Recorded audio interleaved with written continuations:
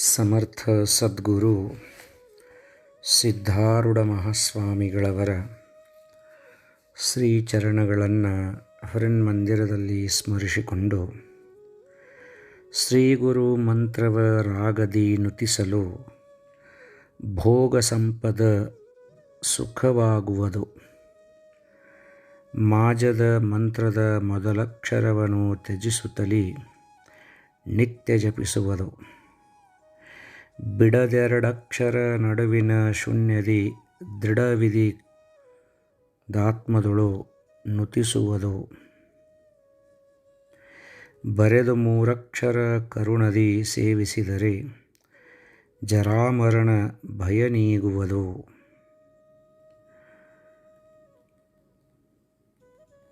ಕಲಿ ಸುಮ್ಮನೆ ನಾಲ್ಕು ಅಕ್ಷರವ ಬೇಕೆನಿಸುವ ವಸ್ತು ದೊರಕುವುದು. ಶಿಶುನಾಳಧೀಶನ ಹೆಸರಿನೈದಕ್ಷರ ಹಸನಾಗಿ ಭಜಿಸಲು ಅಹುದೆನಿಸುವುದು ಅಂಥೇಳಿ ಗುರುಮಂತ್ರವನ್ನು ಕುರಿತು ಸಂತ ಶಿಶುನಾಳ ಶರೀಫರು ಬಹಳ ಸುಂದರವಾದಂತಹ ಪದ್ಯವನ್ನು ಬರೆದರು. ಸಂತ ಶಿಶುನಾಳ ಶರೀಫರು ಜಗತ್ತಿನೊಳಗೆ ತುಂಬಿರುವಂತಹ ಅಜ್ಞಾನವನ್ನು ಕಳಿಬೇಕು, ಎಲ್ಲರಲ್ಲಿಯೂ ಸಹಿತ ಸಮಾನತೆಯನ್ನು ಸಾರಬೇಕು, ನಿಮ್ಮೊಳಗನ ಹೊಡೆದಾಡಿ ಸಾಯಬೇಡ್ರಪ್ಪ ಅಂತ ಹೇಳಿ ನಮ್ಮೆಲ್ಲರಿಗೂ ಸಹಿತ ಬೋಧನೆಯನ್ನು ಮಾಡಲಿಕ್ಕೆ ಹುಟ್ಟಿ ಬಂದಂತಹ ಭಗವಂತ ತಿಳಿದಂಥ ಮಹಾತ್ಮರು ಬಹಳ ಸುಂದರವಾಗಿ ಒಂದು ಶುಭಾಷಿತವನ್ನು ಹೇಳ್ತಾರೆ. ಅದು ಏನಂದ್ರೆ, ಕುಂಬಾರ ಮಾಡಿದ ಹಣತೆಯಲಿ ಗಾನಿಗ ತೀಡಿದ ಎಣ್ಣೆಯ ಹೊಯ್ದು ಒಕ್ಕಲಿಗ ಬಿತ್ತಿದ ಹತ್ತಿಯ ನಿಟ್ಟು ವ್ಯಾಪಾರಿ ಹುಟ್ಟಿಸಿದ ಕಡ್ಡಿಯ ಗೀರಿ ವಿಪ್ರ ಹೊತ್ತಿಸಿದ ಜ್ಯೋತಿಗೆ ಜಾತಿ ಯಾವುದು ಅಂತ ಬಹಳ ಮಾರ್ಮಿಕವಾಗಿ ಪ್ರಶ್ನೆ ಮಾಡ್ತಾರೆ ನಮಗೆ.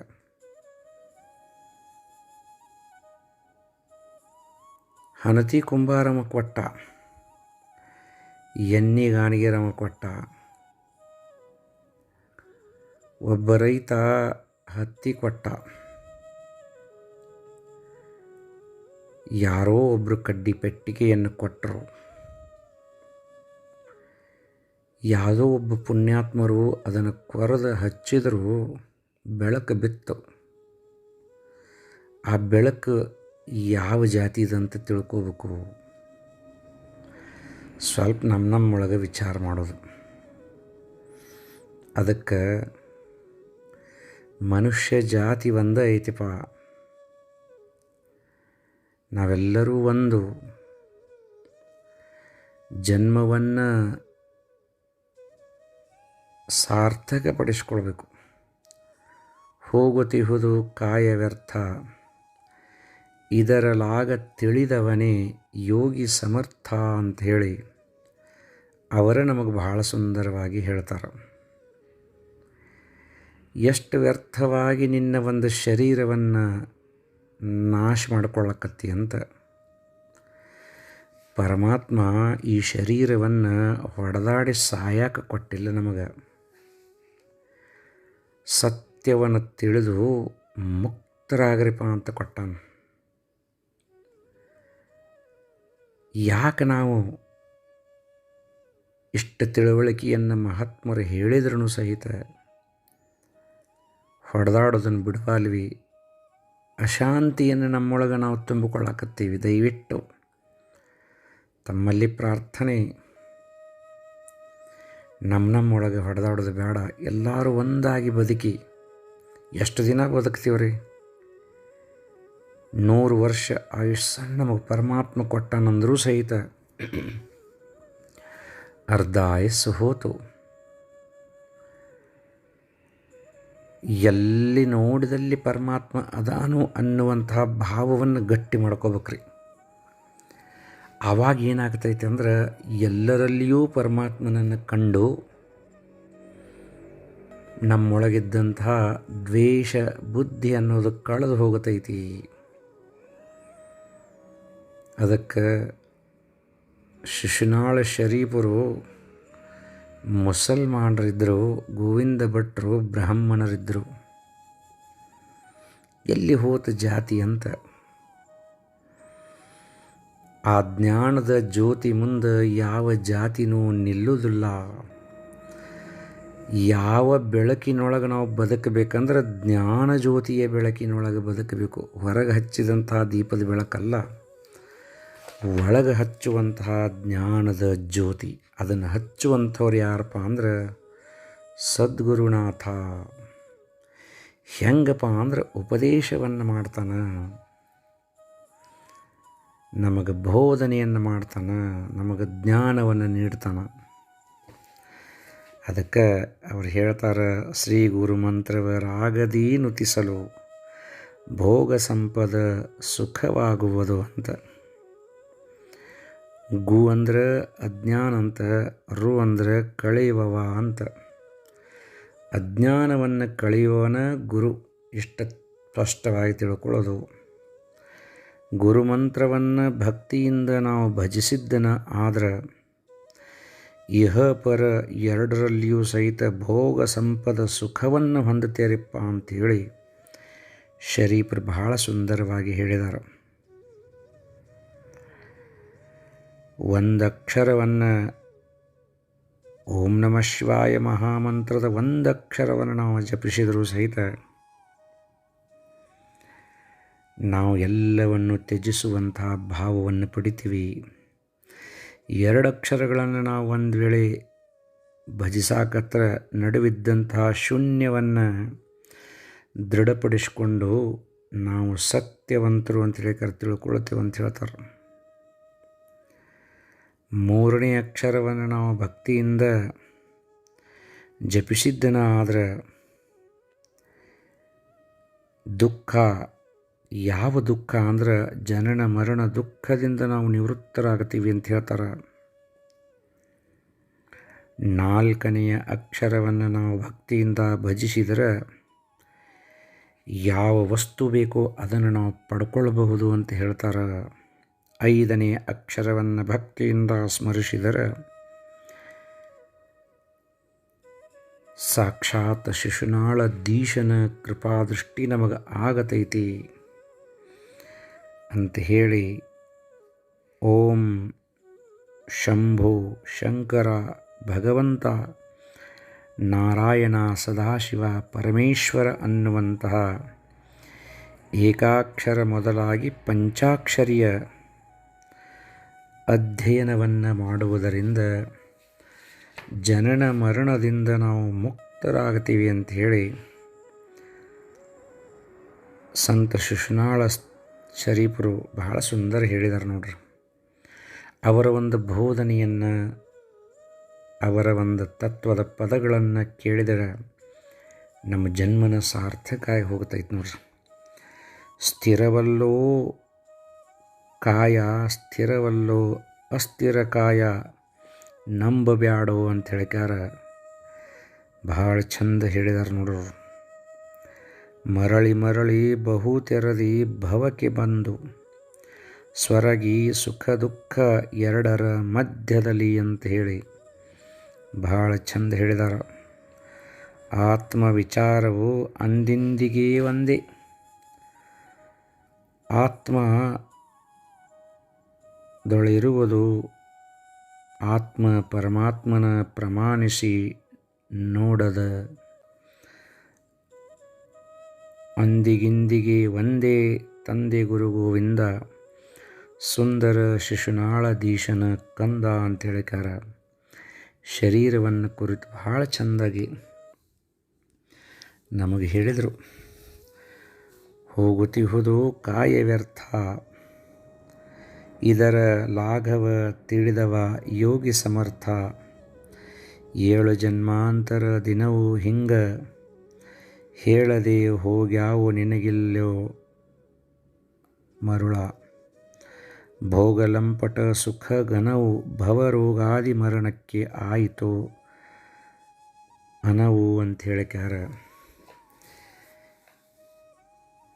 ಎಚ್ಚರವನ್ನು ಕೊಟ್ಕೋತ ನಮಗೆ ಶಿಶುನಾಳ ಶರೀಫರು ಬಂದರು. 1818 ಸಂತ ಶಿಶುನಾಳ ಶರೀಫರು ಹಾವೇರಿ ಜಿಲ್ಲೆ ಒಳಗೆ ಇರುವಂತಹ ಶಿಶುನಾಳ ಅನ್ನುವಂತಹ ಗ್ರಾಮದೊಳಗೆ ಗುಡಿಗೇರಿಯಿಂದ 6 ಕಿಲೋಮೀಟರ್ ದೂರ ಇರುವಂತಹ ಶಿಶುನಾಳದೊಳಗೆ 1818 ಜುಲೈ 3ನೇ ತಾರೀಕು ಇಮಾಮ್ ಸಾಹೇಬ್ ಮತ್ತು ಹಜ್ಜುಮಾ ಅವರ ಗರ್ಭದೊಳಗೆ ಜನ್ಮವನ್ನು ತಾಳಿದಂತಹ ಪುಣ್ಯಾತ್ಮರು ನೋಡ್ರಿ. ಸಂತ ಶಿಶುನಾಳ ಶರೀಫರು ಹುಟ್ಟಿನಿಂದ ಮಹಾಜ್ಞಾನಿಗಳಾಗಿ ಹುಟ್ಟಿದಂಥ ಅವತಾರಿ ಪುರುಷರು.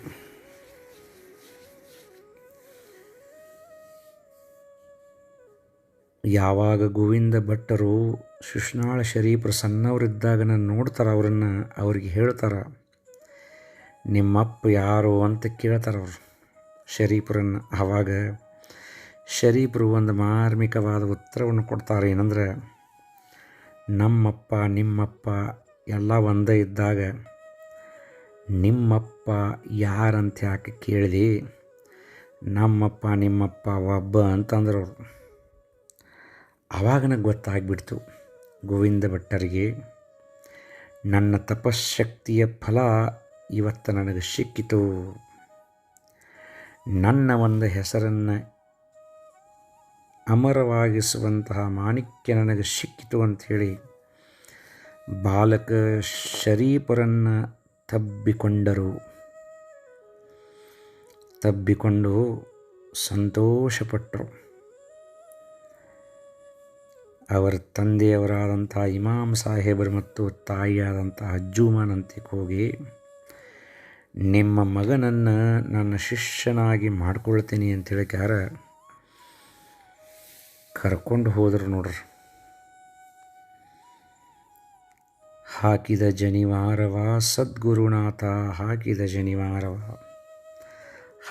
ಜನಿವಾರ ನೂಕಿದ ಭವಭಾರ. ಎಂಥ ವಿಶೇಷವಾದಂಥ ಸಂದರ್ಭ ಇರ್ಬೋದು ನೋಡ್ರಿ. ಬ್ರಾಹ್ಮಣ ಪರಂಪರೆಯ ಗುರುಗಳು, ಇಸ್ಲಾಂ ಧರ್ಮದ ಶಿಷ್ಯ, ಮಠದೊಳಗೆ ಒಂದಾದು ನೋಡ್ರಿ. ಗುರು ಹೃದಯ ತುಂಬಿ ಹರಿಸಿ ಶಿಷ್ಯನಿಗೆ ಅನುಗ್ರಹ ನೀಡಿತು. ಇದು ದೇಶದ ಇತಿಹಾಸದೊಳಗೆ ಅಪೂರ್ವವಾದಂಥ ಒಂದು ಬದಲಾವಣೆ.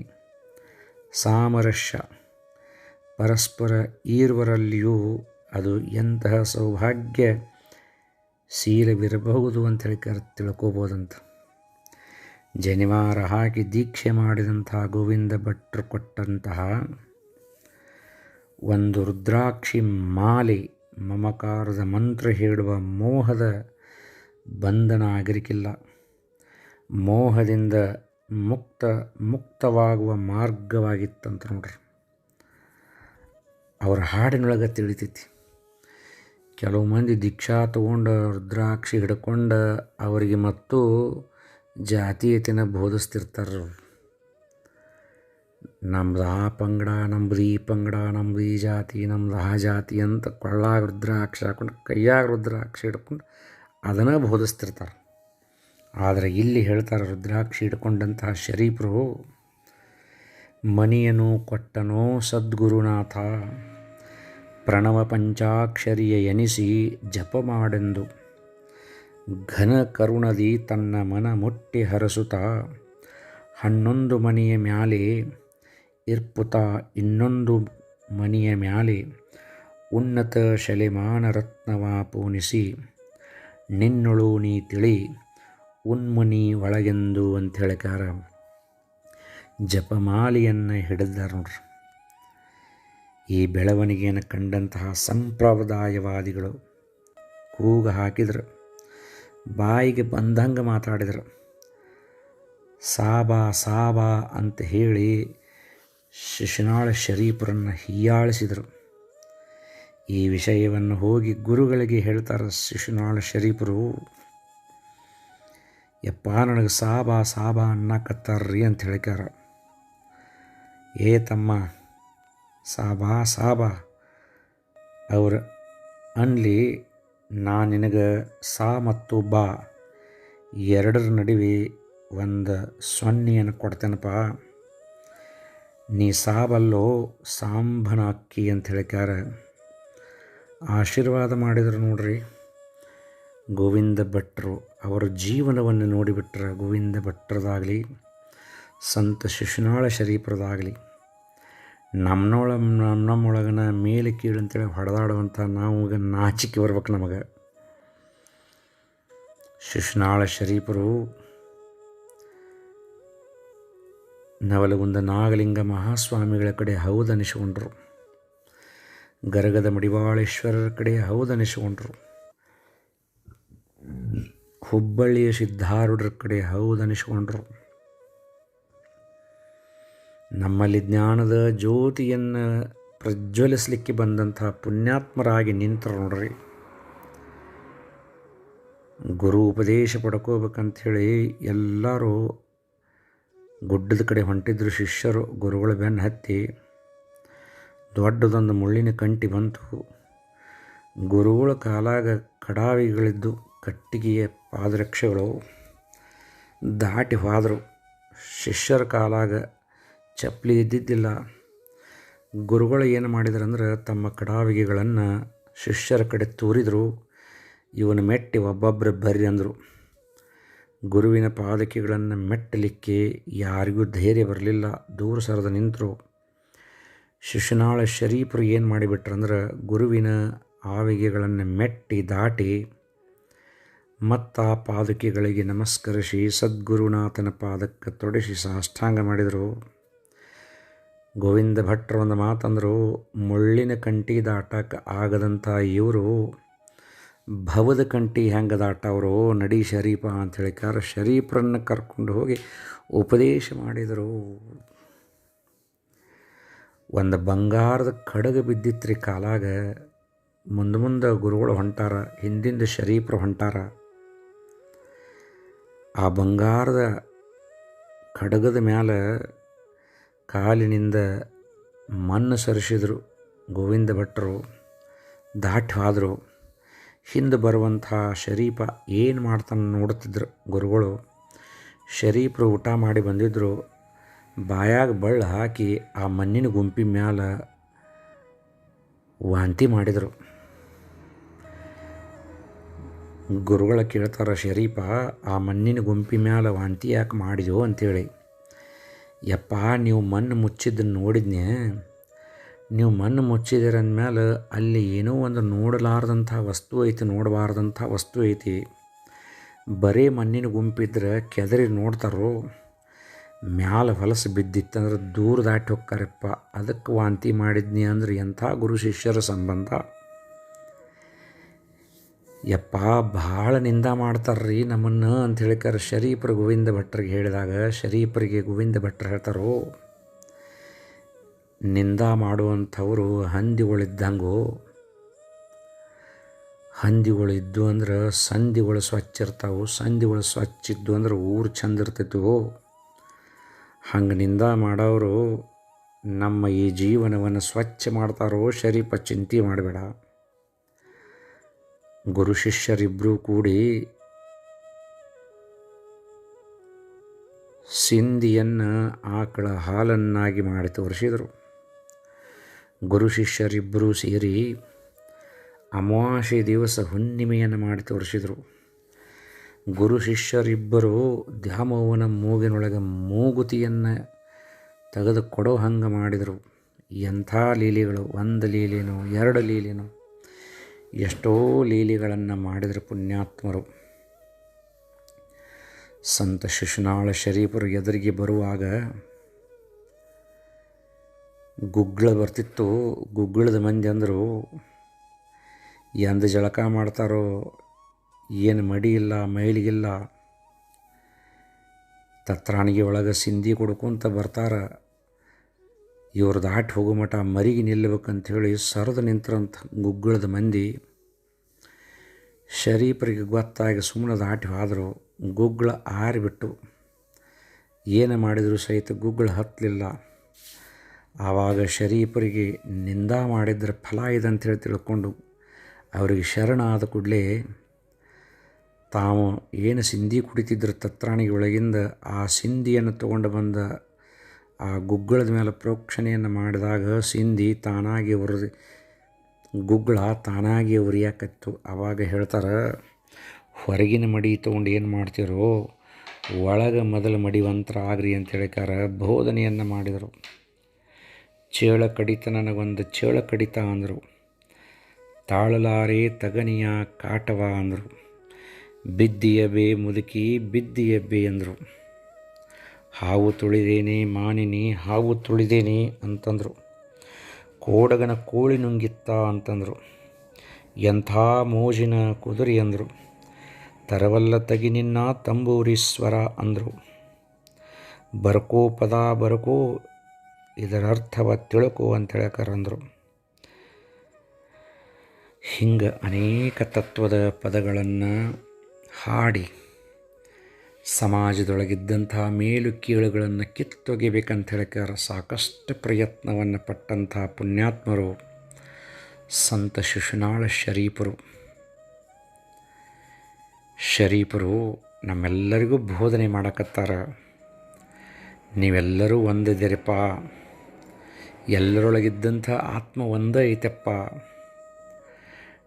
ನಿಮ್ಮೊಳಗೆ ಬಡದಾಡಬೇಡ್ರಿಪ್ಪ ಅಂತ ಹೇಳಿಕಾರ ಭಾವೈಕ್ಯತೆಯನ್ನು ಸಾರಿದಂಥ ಪುಣ್ಯಾತ್ಮರು ಸಂತ ಶಿಶುನಾಳ ಶರೀಫರು ಶಿಶುನಾಳದೊಳಗೆ ಅದಾರ ಖರೆ. ಆದರೆ ಶಿಶುನಾಳ ನಮ್ಮ ಶರೀರ ಆಗಬೇಕು, ಆತ್ಮನ ಶರೀಫರಾಗಬೇಕು. ನಮ್ಮಪ್ಪ ಸಿದ್ಧಾರೂಢ ಆಶೀರ್ವಾದ ಮಾಡಲಿ ನಮಗೆಲ್ಲ. ನಮ್ಮೊಳಗಿದ್ದಂತಹ ಭೇದ ಭಾವವನ್ನು ಅಳೆಯುವ ಹಂಗೆ ಅಂತಹ ಭಾವೈಕ್ಯತೆಯನ್ನು ಸಾರಿದಂತಹ ಸಂತ ಶಿಶುನಾಳ ಶರೀಫರದು ಈಗ ಜಾತ್ರಾ ಮಹೋತ್ಸವ. ಇವತ್ತು ಶಿಶುನಾಳದೊಳಗೆ ನಡೆಯುವಂಥ ಆ ಒಂದು ಭಾವೈಕ್ಯತೆಯ ರಥೋತ್ಸವದೊಳಗೆ ನಮಗೆ ಪಾಲ್ಗೊಳ್ಳಲಿಕ್ಕೆ ಆಗದಿದ್ರೂ ಸಹಿತ ನಾವು ಎಲ್ಲಿ ಕುಂತೇವೋ ಅಲ್ಲಿಂದ ಆ ಸಂತ ಶಿಶುನಾಳ ಶರೀಫರನ್ನು ಸ್ಮರಿಸೋಣ. ನಮ್ಮೊಳಗಿದ್ದಂಥ ಭೇದ ಭಾವವನ್ನು ಅಳಿಯೋಣ ಅಂತ ಹೇಳಿ ತಮ್ಮೆಲ್ಲರಲ್ಲಿಯೂ ಪ್ರಾರ್ಥನೆಯನ್ನು ಮಾಡಿ ನನ್ನ ಮಾತಿಗೆ ವಿರಾಮ ಕೊಡ್ತೇನೆ.